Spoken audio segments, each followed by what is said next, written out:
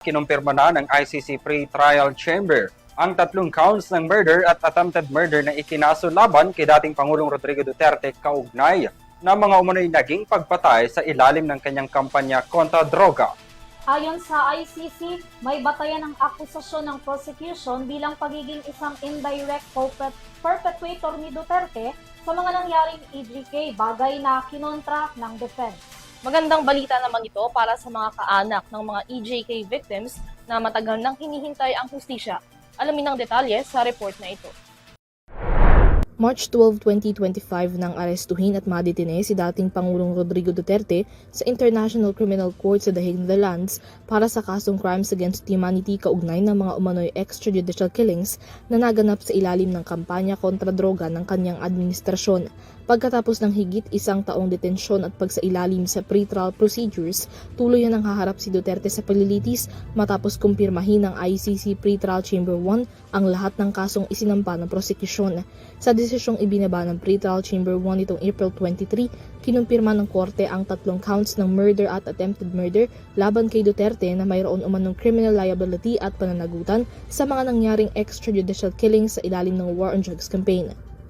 Ang unang count ng confirmed charges ay para sa 9 na insidente ng umano'y pagpatay sa mga pinaghihinalaang kriminal sa Davao City sa pamamagitan ng Davao Death Squad noong si Duterte pa ang alkalde ng lungsod. Saklaw naman ng count 2 ang 5 insidente ng umano'y pagpatay sa mga high-value targets gaya ng mga umano'y drug lords at syndicates sa panahong nakaupo si Duterte bilang Pangulo ng Pilipinas. Ang mga nasabing biktima, mga individual na kasama sa PRRD list o listahan ng mga umano'y sangkot sa droga na pinangalanan mismo ni Duterte sa harap ng publiko.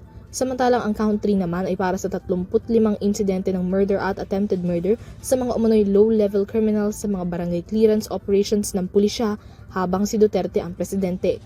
Batay pa rin sa confirmed charges, inaakusahan si Duterte bilang indirect co-perpetrator sa mga nasabing kaso bilang nagkaroon umano siya ng common plan kasama ang iba pang mga individual para i-neutralize ang mga pinaghihinalaang kriminal, partikular na ang mga drug suspects. Inaakusahan din si Duterte na nag-utos o kaya naman ay inimpluwensyahan ang DDS at mga otoridad para gawin ang mga pagpatay. Bukod pa ito sa umano'y pagbibigay pa ni Duterte ng moral encouragement sa mga nasa likod ng mga nasabing insidente. Batay sa mga ebidensyang ipresenta sa confirmation of charges hearing noong Pebrero, kinukumpirma ng ICC ang pagsasampa ng mga kaso at ipinag-utos ang pagsasailalim ni Duterte sa paglilitis. Ngunit para kay Attorney Nicholas Kaufman, lead defense counsel ni Duterte, walang basihan at substantial grounds para patunayang may pananagutan si Duterte sa mga alegasyon. And I can't even see one piece of evidence cited in the footnotes. We argued for at least 2.5 days. We went into details about the evidence. We said why each one of those incidents should not be confirmed. But the pre-trial chamber judges haven't even cited one piece of evidence in their footnotes to justify their decision. The whole purpose of a confirmation hearing is to determine the exact nature of the charges so that the suspect knows what he has to defend at trial. Sa kabila nito, bilang nandyan na raw ang desisyon, nakatakda ng maghanda ang defense para sa trial, partikular na sa cross-examination ng mga testigo sa kaso. Nakatakda rin silang maghain ng apela kaugnay nito. Maipaalam niya na rin aniya kay Duterte ang naging desisyon na hindi na aniya nagkaroon ng malaki pang reaksyon lalo pa at naabisuhan na rin ito na huwag masyadong umasang papabor sa kanila ang desisyon. As I said, this case is built on the testimony of cooperating criminal witnesses of the most vicious nature. And we will be preparing our cross-examination of those witnesses. They will come to give their evidence if the prosecution can manage to find them and bring them. And then we will, as I said, question them and show them to be the liars that they are. Dagdag ni Kaufman, hindi na umaasa pa ang kampo ni Duterte ng kahit anong assistance mula sa gobyerno ng Pilipinas, lalo pat ito rin daw naman ang nagbigay daan para maaresto at madetine sa The Hague ang dating Pangulo.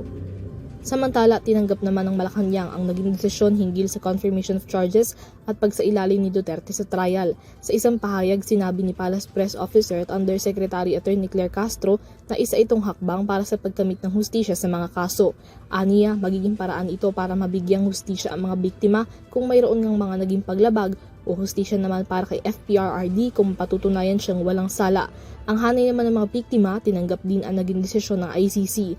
Ayon kay Bayan Muna Chairman at Counsel ng ilan sa mga pamilya ng mga biktima na si Attorney Nery Colmenares, masayang balita ito para sa mga kaanak ng mga biktima na matagal nang naghihintay para sa hustisya. Umaasa sila ngayon na mapabibilis ang pagsasagawa ng trial para mapanagot si Duterte na ilang beses na anilang sinubukang i-delay ang trial at i-delay ang hustisya. Dagdag ni Colmenares, umaasa rin ang kampo ng mga biktima na magsisilbi itong malinaw na mensahe sa mga lumalabag sa karapatang pantao na patuloy silang uusigin ng hustisya. Para sa EuroTV News, Mia Layagin, sumasaludo sa bawat Pilipino.